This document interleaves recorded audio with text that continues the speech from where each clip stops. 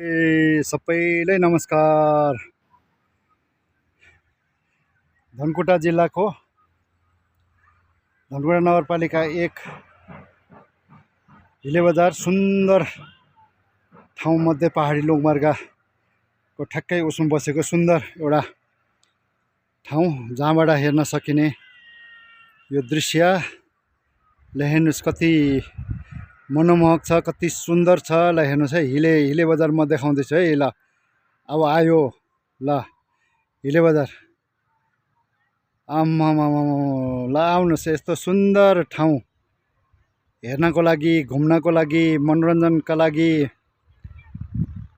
आउनुहोस् है। ल यहाँ राम्रो होटलहरू छ, खाजाघरहरू छ।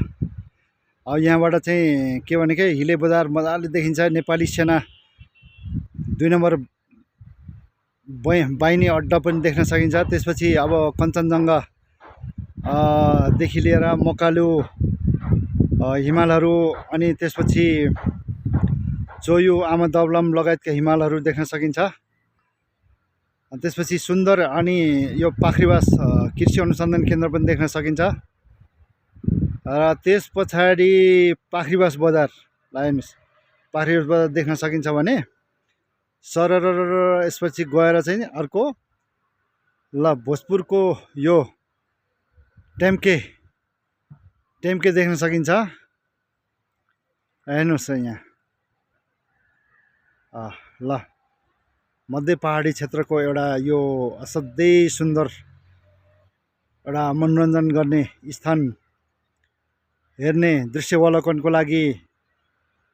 ल यस्तो हिलेमा फेरि अब यस्तो छ नि, यो हिलेबाट यसरी देख्न पाउनु भनेको चाहिँ एकदमै भाग्यमानी मानिसहरूले मात्र देख्न पाउँछ। अब तपाईहरु अहिले यसरी आउनुभयो भने भाग्यमानी साबित बन्नुहुन्छ। ल हेर्नुहोस् त हिले बजार, आम्मामामामामा ल कति राम्रो छ। ल हेर्नुहोस् त, सरर बतास चल्यो हिले बजारैमा, तिमीसित माया बस्यो एकै नजरैमा। त्यो गीत छ, त्यो गीत गाउने योगेन्द्र साक्य चाहिँ अब अहिले बाहिर हुनुहुन्छ। उहाँ चाहिँ विदेशमै हुनुहुन्छ। उहाँको लामो समय चाहिँ गल्फमा उहाँले बिताउनु भएको छ। बेला बेलामा गीतबाट उहाँ चाहिँ यसो बेला बेलामा देखा पर्नुहुन्छ।